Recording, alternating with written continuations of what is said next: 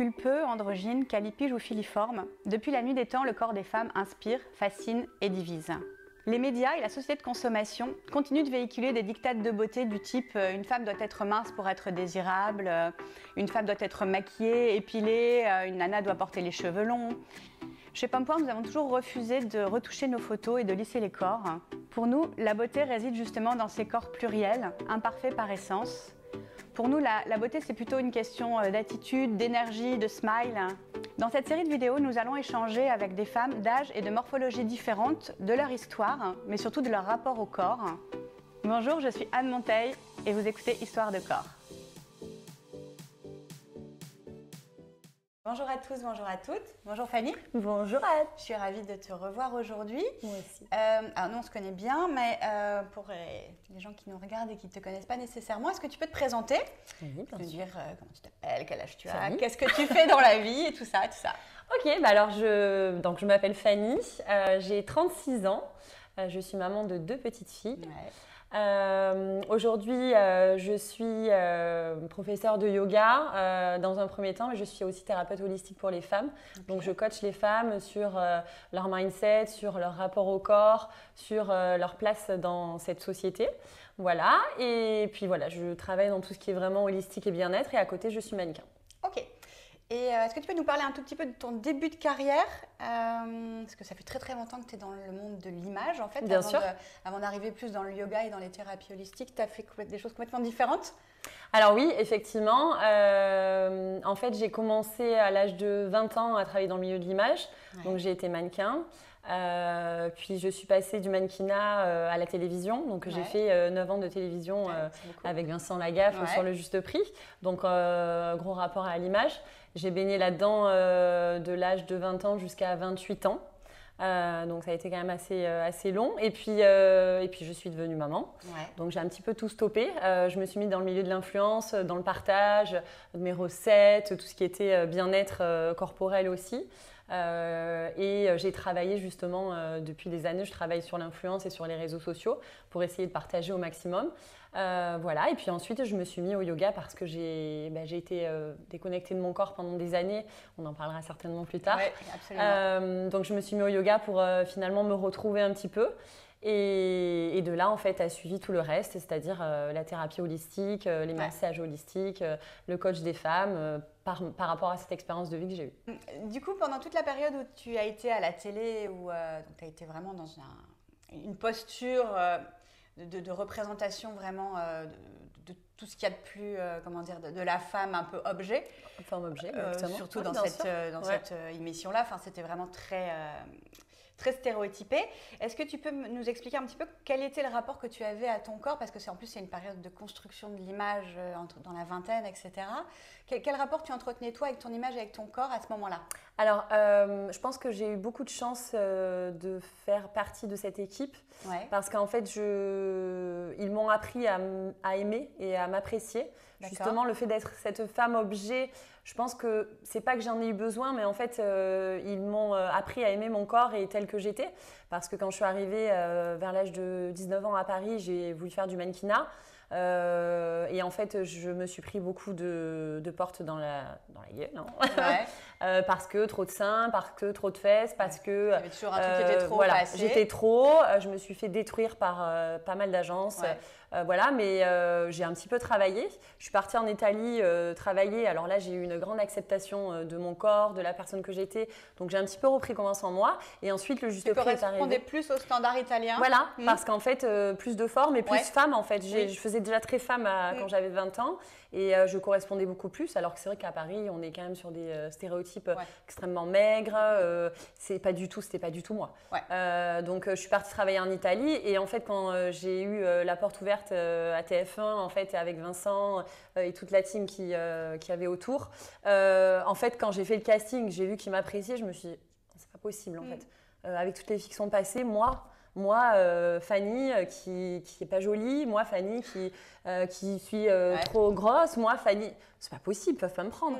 Et en fait, ils m'ont pris non pas pour mon physique, alors certes mon physique, mais ils m'ont pris pour tout le côté que j'avais autour, c'est-à-dire ce côté un petit peu jovial, mon accent du sud, la fraîcheur, la luminosité. Et je me suis dit, ah, on peut m'apprécier pour autre chose. Donc c'est vrai que cette émission m'a finalement aidé à me sentir mieux en fait. Ouais. Donc ça a été, je l'ai pas pris justement, peut-être que de l'extérieur on le voyait comme une femme objet. C'est pour ça que je te pose la question. Voilà, parce que ça aurait pu être aussi très réducteur c'est ça.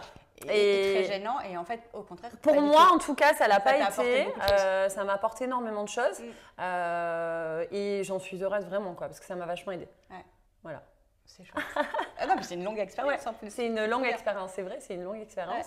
Ouais. Et quand ça s'est arrêté, j'ai eu quand même un petit peu un pincement au cœur, mais ça, tout s'est bien goupillé finalement. Oui. Et donc, quand tu as arrêté, c'était bon pour avoir tes filles, qui ont donc 4 ans et 7 ans. Oui, c'est ça.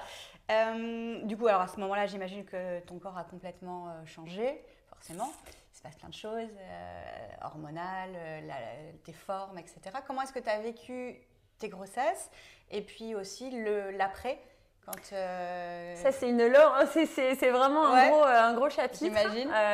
En fait, pour avoir la relation du rapport au corps que j'ai eu durant toutes ces années, en fait, voilà, moi j'ai eu des parents qui m'ont quand même, ils m'ont baignée dans un contexte serein envers mon corps. Je suis née à la campagne, on mangeait bien, on se nourrissait bien, etc. Donc j'avais un vrai rapport au corps, j'étais très ancrée à la nature, etc.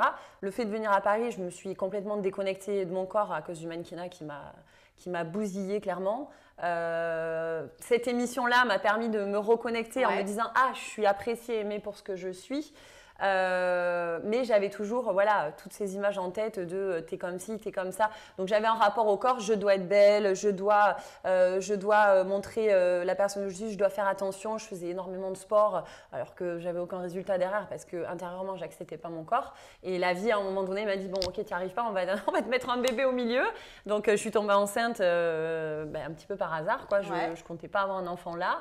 Et là, en fait, j'ai eu une vraie métamorphose parce que j'ai commencé à me reconnecter à mon corps et j'ai commencé à l'apprécier en me disant waouh, regarde ce que ton corps peut faire. Tu as fait un bébé, tu as construit, c'est assez fou. Ouais. Donc, j'ai eu cette reconnexion à mon corps qui s'est redéconnectée ensuite avec l'après-grossesse qui est quand même une étape très, très compliquée pour quelqu'un, pour une femme, parce qu'en fait, on doit se reconnecter à son corps qu'on ne connaît plus. Ce n'est pas une question de prise de poids. En réalité, c'est les hormones, c'est le burn-out, le chamboulement qui fait qu'on ne sait plus qui on est, en fait. C'est très compliqué.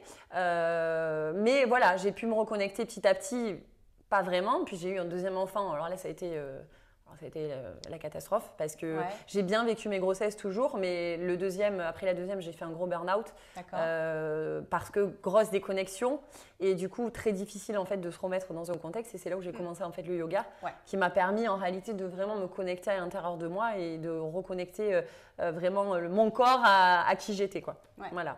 Ouais, tu as vraiment utilisé le yoga comme un... Ça a été une thérapie. Hein. Ça a été le yoga, ça a été une thérapie pour moi. Je me suis retrouvée grâce au yoga en fait. Mais c'est souvent le cas, hein, quand on discute, on s'est rencontrés dans ce cadre-là de toute façon. On a fait une formation ensemble. On en a beaucoup discuté avec la majorité des nanas qui étaient là. Elles étaient là parce qu'elles avaient effectivement besoin de se réapproprier leur corps et de se rendre compte qu'il fonctionnait, qu'il était en fait, se dire qu'on a un vrai corps, c'est ça. Et que on l'habite et qu'il faut en prendre soin, etc.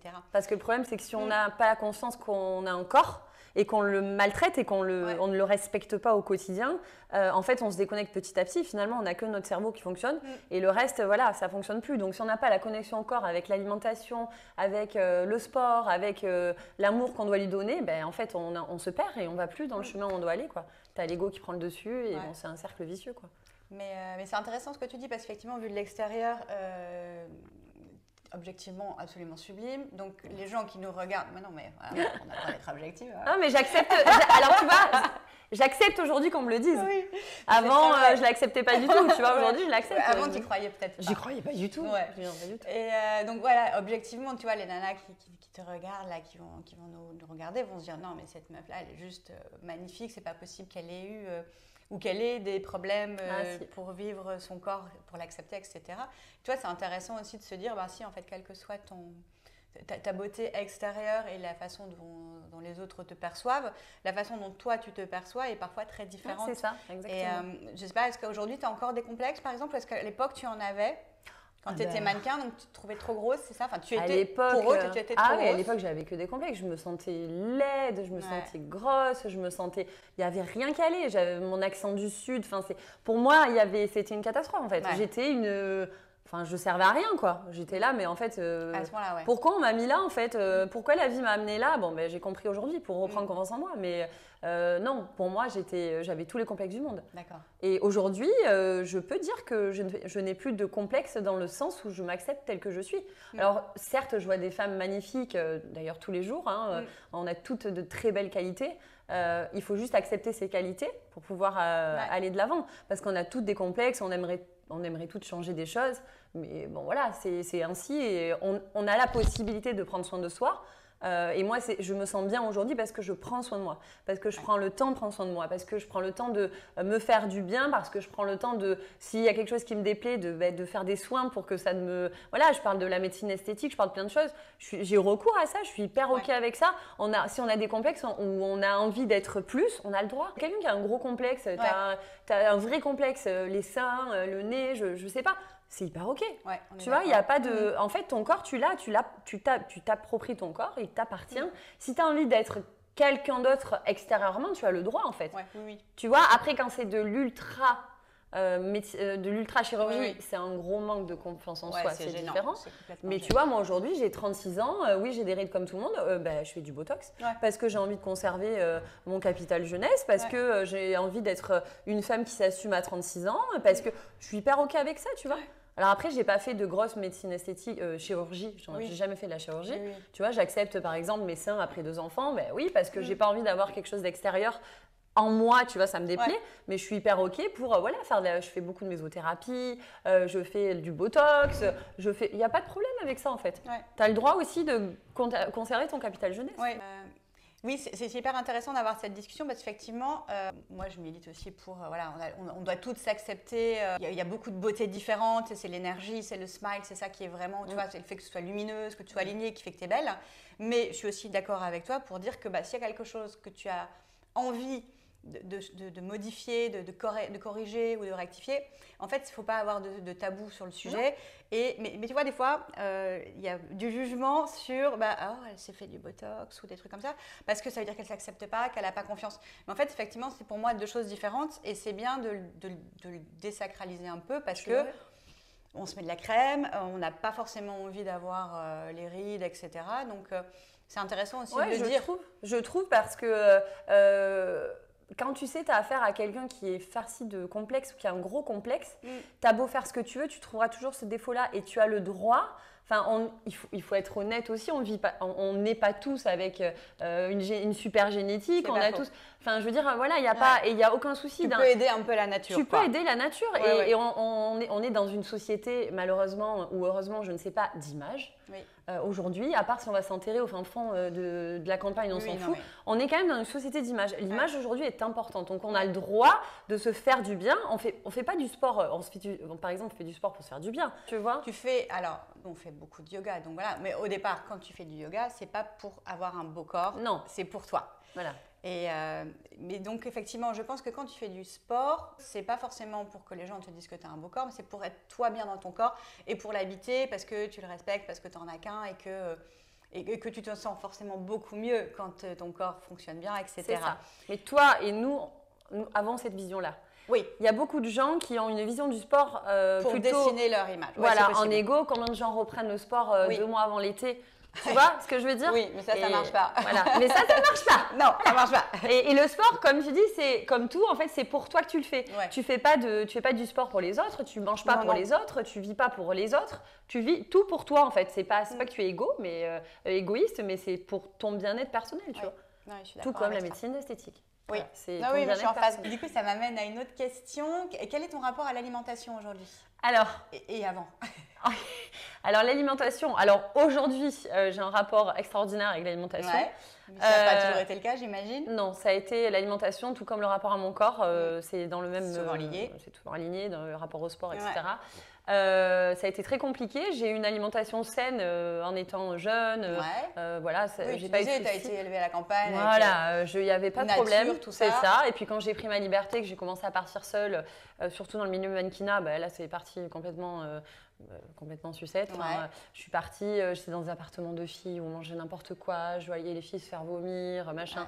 Donc en fait, je me suis mis dans ce truc-là, donc je mangeais très mal, très peu, j'étais en train de détruire mon corps complètement. Dès que je mangeais un peu et que je sentais que je mangeais trop, qu'est-ce qui se passait? Je me suis mis dans la boulimie. Donc, tu faisais vomir. Je me faisais vomir. Enfin voilà, rapport au corps et alimentation, ça a été une catastrophe. Quand j'ai voulu commencer à sortir de ça, j'ai rencontré mon mari. Voilà, je suis sortie un peu du milieu parisien, en fait, de tout ce milieu-là. Déjà, j'ai accepté d'être boulimique. J'ai accepté de le dire aux gens autour de moi. Et de là, j'ai voulu m'en sortir. Donc, j'ai commencé à aller voir hypnotiseur, sophrologue, kinésiologue, j'en suis sortie très vite. Mais le problème, c'est qu'après, j'ai fait face à un déséquilibre. Je suis partie dans la... On l'a regardé tout à l'heure. Orthorexie. Orthorexie, voilà. L'orthorexie, où là, en fait, j'étais dans le surcontrôle de ce que je mangeais. Donc, c'était des légumes le matin. Donc, je me privais, en fait, en quelque sorte, de toutes les choses qui pouvaient faire grossir. Donc, voilà, ton objectif, c'était toujours de rester ultra mince. Ultra mince, tout en étant sortie de la boulimie. Donc, ça voulait dire, je fais quoi? Donc, je fais hyper attention. Donc, je ne mange pas de glucides, je ne mange pas de sucre. C'était dans l'ultra. Sauf que mon corps, encore une fois, était en train de... il avait besoin, tu prives quand même de tout le plaisir de la nourriture. Du plaisir et du besoin. Parce que ton corps a besoin de glucides, de lipides. Ton corps a besoin de tout. Et le gras est bon pour ton corps. Le sucre est bon pour ton corps. Tu vois, donc je suis rentrée dans ce cercle vicieux-là. Donc ça a duré assez longtemps. Cercle vicieux du sport aussi à outrance. Je suis passée en fait de rien, dans le déséquilibre complet, jusqu'au jour où j'ai commencé le yoga. C'est juste la recette magique en fait pour tout. Voilà.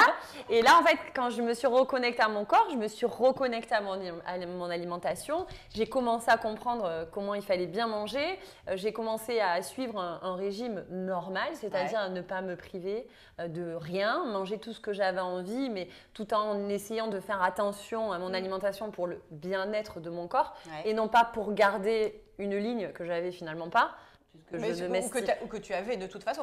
Ouais, j'avais, mais pas vraiment en vrai, parce que j'ai jamais été aussi mince depuis que en fait, je fais plus attention à tout ça. Bah oui, parce qu'en plus tu fais beaucoup de yoga, tu fais beaucoup de choses. Je fais beaucoup de yoga, mais j'en fais beaucoup, mais pas autant. Avant, c'était 3 heures de sport par jour et j'avais pas le corps. Aujourd'hui, en fait, je fais du sport et je mange avec douceur, en fait. Je fais les choses qui va faire du bien à ton corps. J'écoute mon corps. Je sais ce dont j'ai besoin. Si j'ai envie de manger ça, je mange ça. Si j'ai envie d'acheter ça, j'achète ça. J'ai pas envie de faire du sport, j'en fais pas. En fait, c'est vraiment l'écoute. Voilà. Et l'alimentation, aujourd'hui, ça y est, quoi. C'est un point. Mais ça a été tout un chemin et c'était compliqué, quoi. Tout le chemin de la déconnexion à ton corps jusqu'à la reconnexion à ton corps, en fait, c'est ça. C'est clair. Et tout va ensemble, sport, connexion au corps, alimentation. Du coup, tu faisais énormément de sport avant. Ouais. Mais j'imagine donc les sports qui te faisaient brûler le plus d'énergie possible, tant qu'à faire. Et maintenant, tu fais quoi comme sport? Quiet. Alors, je fais du sport, je suis sportive, je fais attention à mon corps, je fais attention à ce que je mange. Je ne suis pas en train de dire je vais au McDo tous les jours, ça n'existe pas chez moi. Que non, bien sûr. Voilà. Que non. Mais je mange très bien et en termes de sport, je fais du yoga pratiquement. Alors maintenant, j'en fais peut-être pas tous les jours, mais tous les 2 jours. Je fais ma séance de yoga solo. Je fais beaucoup de pilates et je fais 2 fois par semaine. Je prends un coach qui me fait des exercices de musculation et de tonicité. Parce que connexion aussi au corps, c'est musculature, c'est travailler avec des poids, c'est extrêmement important. Donc voilà, c'est ce petit quotidien que j'ai mis en place et c'est hyper OK. Ça ne me brûle pas mon énergie, je fais ça ça me fait du bien et voilà. C'est nickel. Ouais. Bon équilibre. Et du coup, ça m'amène à une autre question. T'as quoi, 36 36. Quel est ton rapport à l'âge? Parce que là, du coup, tu vas approcher tranquillement des 40 ans. Tu restes jeune. Pardon. Mais du coup, voilà, quel est ton rapport à l'âge? Est-ce que c'est quelque chose qui te stresse ou absolument pas Non, franchement, ça ne me stresse pas du tout. Parce que je pense que plus je prends de l'âge, plus j'ai confiance en moi. Je pense que ce qui me fait stresser dans le fait de prendre de l'âge, c'est voir mes enfants grandir. Voilà. Mais à part ça, je ne stresse pas du tout en fait. Parce que j'ai l'impression que plus tu évolues, plus tu es assise dans ta vie. Et je me sens beaucoup mieux maintenant, à 36 ans, que quand j'en avais 30. Ou quand j'en avais 20. Puis tu disais en plus tu bosses encore vraiment beaucoup. Finalement, tu bosses peut-être plus maintenant en tant que mannequin que quand tu étais plus J'ai jeune? plus travaillé, ouais. Après, Ouais. je m'y suis remis un petit peu, mais bon, la vie fait que on y va doucement aussi. Comme j'habite pas tout le temps à Paris, Ouais. c'est pas évident. Mais oui, je sais que je pourrais bosser encore plus si j'en avais envie. Est-ce que j'en ai vraiment envie? Je ne sais pas. Mais... C'est pas forcément ta priorité. Voilà, pour l'instant, ouais. Mais c'est vrai que non, 36 ans. Enfin, j'ai pas de problème avec l'âge, j'ai pas peur. Ça fait partie de la vie. Tu l'assumes bien, quoi. Ouais, je l'assume. Pas de souci. Je suis contente. Ouais. C'est cool, c'est cool. Tu as ton autre casquette donc de thérapie un peu holistique, tu accompagnes des nanas. Est-ce que tu peux un petit peu nous expliquer en quoi ça consiste et quand tu dis que tu les accompagnais, tu les aidais à s'accepter, à aimer leur corps, etc. Voilà, quelle est un petit peu la boîte à outils que tu utilises pour ça? Qu'est-ce que tu mets en place avec elles? Moi, j'ai mis en place donc une méthode via toutes les formations que j'ai faites, donc formation de yoga, formation de sophrologie, de reiki, tous les coachings que j'ai fait aussi sur mon développement personnel, mes expériences de vie, font qu'aujourd'hui, je me suis aperçue que la place de la femme était quand même difficile dans notre société parce qu'on a quand même une charge mentale de par l'extérieur, de par voilà, le passé aussi, de par notre place. Voilà, on a quand même beaucoup de choses à traiter en étant femme. Voilà, et je pense que c'est important aujourd'hui de s'estimer, de connaître qui on est réellement et de s'aider entre femmes.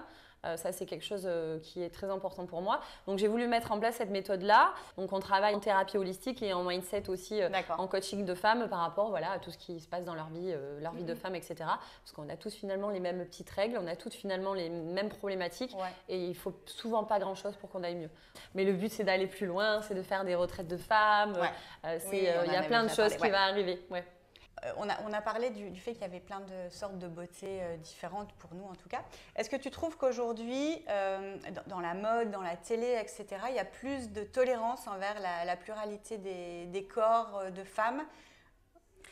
Oui, alors c'est assez controversé comme sujet parce que je trouve quand même qu'aujourd'hui, on a remis un petit peu sur le marché du mannequinat.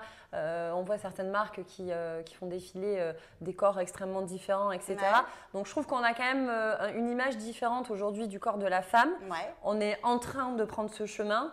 Mais je trouve quand même aujourd'hui que ce n'est pas encore assez suffisant parce qu'on est toujours sur l'image de la femme très mince, des jolis seins, une grosse bouche, les dents blanches. Le problème, c'est qu'en fait, on parle aujourd'hui du mannequinat. Le mannequinat, c'est une chose, mais aujourd'hui, on a tout le côté influence, télé-réalité, etc., qui sont en train de prendre le pas terrible sur l'enfance, sur la jeunesse. Alors, dans l'influence, justement, je trouve que c'est un outil qui a permis justement à des nanas qui n'ont pas nécessairement les critères de beauté tels qu'on les décrit là, qui sont les critères de beauté du mannequinat. Elles ont, elles, aujourd'hui, une tribune et c'est vrai que quand tu vois certaines influenceuses, il y a plus de diversité. Oui, il y a de la diversité. Ça commence à venir. Est-ce que toi qui as 2 petites filles, par exemple, c'est quelque chose qui… Je ne sais pas à quel âge tu commences à avoir un rapport à la beauté. Est-ce qu'à 7 ans, par exemple… Déjà. Est-ce qu'à 7 ans, déjà, elles se rendent compte… Enfin, elles ont un imaginaire qui dit que telle femme est belle, telle femme l'est moins. Ou est-ce qu'aujourd'hui, elles ont une énorme tolérance avec tout ce qu'on leur propose? Alors moi, je pense que les enfants, c'est ce qu'on leur offre en fait. Donc moi, je leur explique que la beauté aujourd'hui, elle est universelle, qu'il n'y a pas qu'une femme qui est moche ou un homme qui est moche. En fait, c'est universel. C'est-à-dire que moi, aujourd'hui, forcément, quand tu as des enfants, la beauté, elles la voient au travers de leur maman. Donc voilà, c'est un premier façon dont toi tu te comportes qui fait que et ce que tu leur apprends. Parce que moi je vois aujourd'hui mes enfants, elles sont à l'école, 2-3 fois Mila est rentrée à la maison en me disant oui maman, elle m'a dit que j'avais un gros ventre, elle m'a dit que j'étais trop grande. Mais en fait c'est pas les enfants à 7 ans qui inventent ça, c'est ce que les parents leur offrent en fait. Si les parents sont dans le jugement tout le temps des autres, ils vont avoir cette relation au jugement aussi.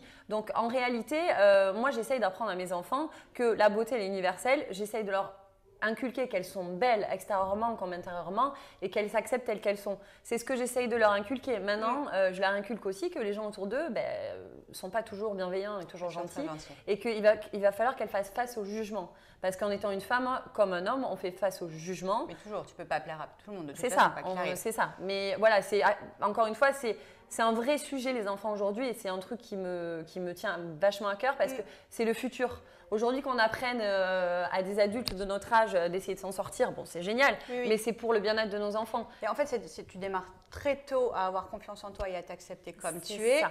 Je pense que ton chemin sera moins difficile. C'est ça. J'imagine. Mais effectivement, le fait qu'aujourd'hui, il y ait des représentations sur les réseaux, en fait, on est dans un royaume… Ça me fait peur, ça. Tu vois, un royaume de l'image qui est juste… mais c'est pas possible. Encore pire que quand nous, on était jeunes. Parce que moi, quand tu me parles des influenceuses, j'en fais partie aussi. Bah oui. On a vraiment tout type de femmes, elles sont toutes belles, elles sont toutes là pour apporter des choses. Et voilà, il n'y a pas de souci. Mais il y a aussi tout ce rapport aujourd'hui de la télé-réalité, des filles ultra refaites. C'est dans l'ultra. En fait, il y a ce côté ultra. Donc finalement, il y a le côté mannequin où on parle toujours du mannequinat, etc.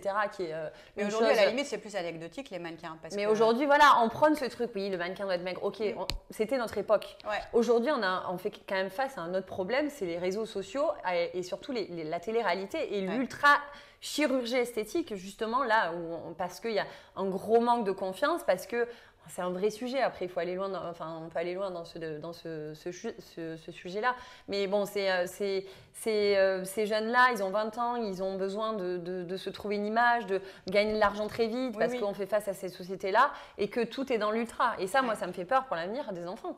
Oui, parce que tu as peur qu'effectivement, des jeunes un peu influençables vont utiliser ces personnes-là comme étant des modèles. Mais ils les utilisent. Ils les utilisent comme étant des modèles. Nous, influenceuses entre 30 et 40 ans, on ne plaît pas du tout à des gamines de 15 ans. Les gamines de 15 ans, elles vont regarder des filles qui sortent de la télé-réalité. Elles ne vont pas regarder des filles de 35 ans qui essayent de prôner le bien-être et l'alimentation, tu vois. C'est ça qui est terrible. Donc en étant maman, il faut faire très attention à la façon d'éduquer nos enfants sur leur rapport à leur corps. C'est ça qui est important. Et c'est un vrai sujet aussi de… et ça ne doit pas être simple, effectivement, aujourd'hui, avec tous les modèles qui leur sont proposés. Mais il faut, en fait, voilà, il faut simplement, quand on a des enfants, vraiment tabler sur l'éducation et le rapport à leur corps. Tous les jours, leur expliquer qu'elles sont belles comme elles sont. Moi, j'ai des filles, donc je dis elles, j'ai un peu de mal à dire ils. Mais non, mais après, je pense qu'en plus, c'est plus un sujet féminin quand même. On a beau dire, c'est encore un sujet féminin. C'est ça. Et puis, quand on est mère de garçons, leur apprendre qu'on respecte les femmes, en fait. Tu vois, c'est ça. Il y a tout ce sujet. En étant parent, on a quand même un sacré rôle, justement, par rapport à ça. Et les parents ont besoin de… Quand on est maman, la première chose à faire pour pousser leur enfant et qu'elles se sentent bien et qu'elles fassent pas face à toutes ces problématiques aujourd'hui d'ultra beauté, ultra machin, c'est juste de leur expliquer qu'elles sont bien comme elles sont et que les faire avancer sur ce cheminement-là, tu vois. Voilà. Et du coup, tu parles de tes enfants et qu'est-ce que toi, tu aurais eu envie de dire à la Fanny qui, à 19 ans, est arrivée à Paris aujourd'hui, si tu pouvais lui envoyer un petit message j'aurais eu envie de lui dire certainement que aie confiance en toi en fait. Aie confiance à la fille que tu es et n'écoute pas les autres. N'écoute pas le jugement, n'écoute pas la méchanceté, n'écoute pas la malveillance des gens, mais sois toi-même en fait. Parce que quand tu es toi-même, tu peux aller où tu veux. Tu vas voir, tu vas réussir. Ouais, c'est ça. Et j'aurais aimé que la Fanny de 19 ans… elle sache ça. Mais finalement, si je ne l'ai pas su, c'est que j'avais un chemin à parcourir. Oui, et que finalement, tu t'en es bien sortie. Voilà, ça va. Mais bon, tu aurais peut-être échappé à quelques déconvenues. Exactement. On ne sait pas. Ouais, c'est ça. On a déjà survolé plein de sujets, même été loin dans plein de sujets. Si tu m'interviews, moi, je peux parler. Alors après, on va laisser notre public. Est-ce que tu as, je sais pas, un petit mot pour la fin, si tu as envie de conclure sur quelque chose je dirais que voilà, le rapport au corps justement et en étant, je vais parler aux femmes, même si les hommes aussi peuvent l'entendre. Je suis pas sûre qu'il y a beaucoup d'âmes qui vont nous regarder. Voilà, c'est très bien, parce que moi j'ai vraiment cette connexion aux femmes. C'est encore une fois, qu'on soit petite fille, que vous soyez petite fille, que vous soyez adolescente ou que vous soyez femme, mettez-vous bien en tête que vous êtes puissante, que vous êtes précieuse, que personne n'a à vous dire qui vous êtes. Et ayez confiance en vous, parce que si vous avez confiance en vous, vous pouvez avoir les pieds, le monde à vos pieds. Voilà. Merci Fanny. Mais merci à toi, ça m'a fait vraiment plaisir de partager ce moment avec toi. On a bien cheminé. Ouais, grave.